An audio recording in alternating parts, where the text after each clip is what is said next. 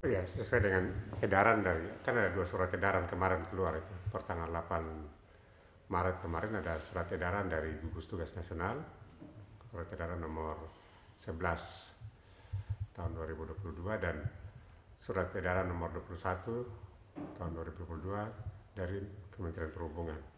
Sama, isinya kurang lebih sama itu, untuk yang menyatakan bahwa untuk pelaku perjalanan dalam negeri yang sudah divaksin kedua, dosis kedua atau ke atas, booster dan seterusnya, itu tidak perlu dilakukan pemeriksaan swab, baik rapid antigen maupun PCR.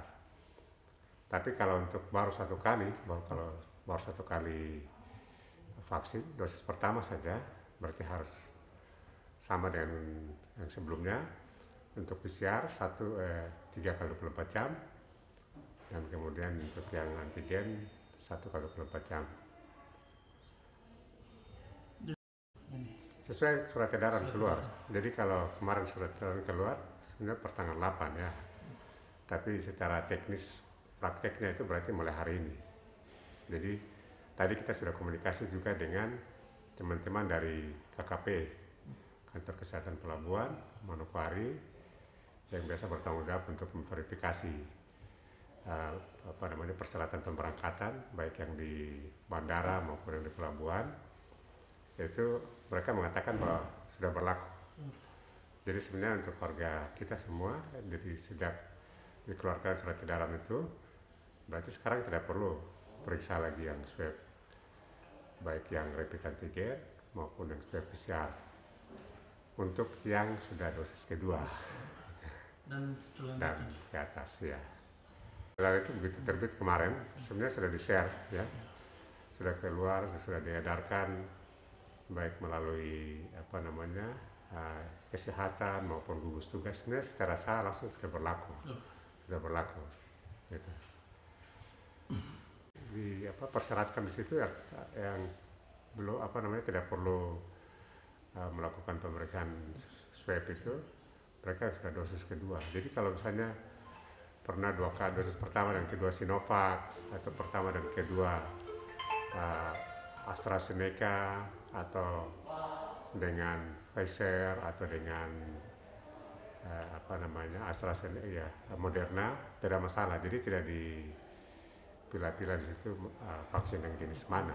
Jadi intinya ada mereka yang sudah 2 kali vaksin tidak perlu melakukan pemeriksaan. Tapi di situ kalau kita baca baik-baik bahwa protokol kesehatan tetap ya, jadi tetap masker, jaga jarak, cuci tangan itu tetap. Di surat edaran itu sudah dijelaskan bahwa pelaku perjalanan dalam melakukan perjalanan tetap harus mengikuti, menerapkan protokol kesehatan.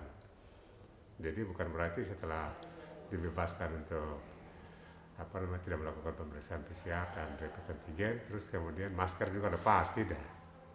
Jadi intinya bahwa protokol kesehatan sampai dengan saat ini tetap masih diwajibkan, terutama sekali kalau kita lihat masyarakat kita kan cenderung mulai abai ya, sudah tidak taat lagi dengan protokol kesehatan yang sering kami ulang-ulang dan menyatakan bahwa terutama itu masker memang, apalagi mereka yang bergejala ya gitu.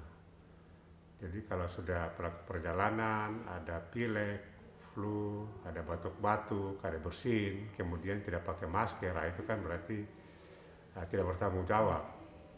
Karena kalau misalnya mereka ada sakit, bukan cuma COVID sebenarnya, artinya sakit yang bisa ditularkan melalui udara pernapasan, itu kemudian mereka tidak pakai masker, berarti mereka tidak bertanggung jawab terhadap orang lain, orang-orang sekitarnya.